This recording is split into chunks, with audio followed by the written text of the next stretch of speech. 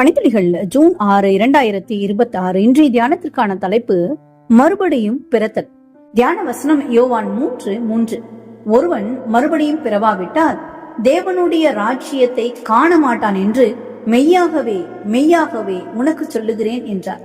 George Muller என்ற மிகப்பெரிய உலக புகழ்பெற்ற ஊழியக்காரரை பற்றி நன்கு அறிவோம். அவருடைய இளமக்கால வாழ்வை பற்றி தெரிந்தோமானால் மிகவும் ஆச்சரியமாக இருக்குமா. அவர் தம் இள வயதுல கீழ்ப்படியாதவராகவும், திருடுபவராகவும், பொய் பேசுகிறவராகவும் மற்றும் குடிப்பழக்கம் உள்ளவராகவும் இருந்தாராம்.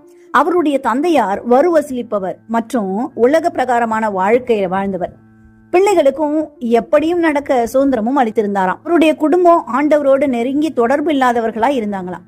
சொல்ல போனா ஒரு பெயர் கிறிஸ்தவர்களாக மட்டுமே இருந்திருக்கிறாங்க. ஜார்ஜ் முல்லர் தன் அம்மா மரித்திருக்கும் போது கூட குடித்திருந்தாராம். இப்படிப்பட்ட நபர் மிகப்பெரிய ஊழியக்காரராய் எப்படி மாறினார்? ஆலோ என்ற பல்கலைக்கழகத்துல இயற்பியல் படிக்கும் போது ஒரு நண்பர் அவரை ஒரு கிறிஸ்தவ வீட்டிற்கு அழைத்து சென்றாராம். அன்பான இயேசுவை குறித்து விவாதித்து ஒன்றாக அங்கே ஜெபித்தாங்களாம். அது அவரை மிகவும் நெகிழ வைத்ததாம். வேதத்தை பக்தியோடும் ஜபத்தோடும் படித்து தியானிக்க ஆரம்பித்தாராம். மிக பெரிய மாற்றம் அவர்களை ஏற்பட்டு வசனம் சொல்லுகிறபடி மறுபடியும் பிறந்தது போல மாறினாராம். எந்த வசனம் அப்படி சொல்லுகிறது? 2 கொரிந்தியர் 5:17 ஒருவன் கிறிஸ்துவுக்குள் இருந்தால் புது சிருஷ்டியாக இருக்கிறான், பழையவைகள் ஒழிந்து போயின, எல்லாம் புதிதாயின என்று.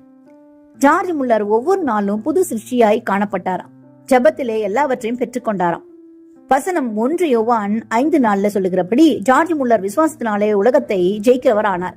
அதன்படி தன் வாழ்நாள் முழுவதும் கிறிஸ்துவுக்குள்ளாக வாழ்ந்தாராம். வல்லமையான பெரிய ஊழியக்காரர் ஆனாராம். அவருடைய வாழ்க்கை மிக பெரிய சாட்சியா இருப்பதை பார்க்கிறோம். கிறிஸ்தவத்துல மறுபிறப்பு என்பது பொதுவாக ஆன்மீக மறுபிறப்பு அல்லது விசுவாசத்தின் புதுப்பித்தல். பெரும்பாலும் தனிப்பட்ட மதமாற்ற அனுபவம் மற்றும் இயேசு கிறிஸ்துவை பின்பற்றுவதற்கான அர்ப்பணிப்புடன் தொடர்புடையது. இது ஒருவரின் உடல் ரீதியான பிறப்பிற்கு அப்பாற்பட்ட ஒரு மாற்றத்தை குறிக்கிறது. தேவனுடனான ஒரு நபரின் உறவுல ஒரு புதிய தொடக்கத்தை குறிக்கிறது. நாமும் கிறிஸ்துவில் இருக்கும்போது புதிய சிருஷ்டியா இருப்போம். எந்த சூழ்நிலையிலும் அவரை விட்டு விலகாதபடி ஜெபத்திலே செயல்பட வேண்டும். நம்முடைய கவலைகள் எல்லாம் அவரிடத்துல வைத்து விடுவோம். நம்முடைய கவலைகளை எல்லாம் அவரிடத்துல வைத்து ஒவ்வொரு நாளும் புது சிருஷ்டியாய் அவருக்குள் இருப்போம். தேவன் நம்மை ஆசீர்வதிப்பார். இந்த நாள் உங்களுக்கு இனிய நாளா இருக்கட்டும். யாவருக்கும் ஓய்வு நாள் நல்வாழ்த்துக்கள். பணித்துளிகள் ஜூன் 6, 2026. இன்றைய தியானத்திற்கான தலைப்பு மறுபடியும் பிறத்தல். தியான வசனம் யோவான் 3:3.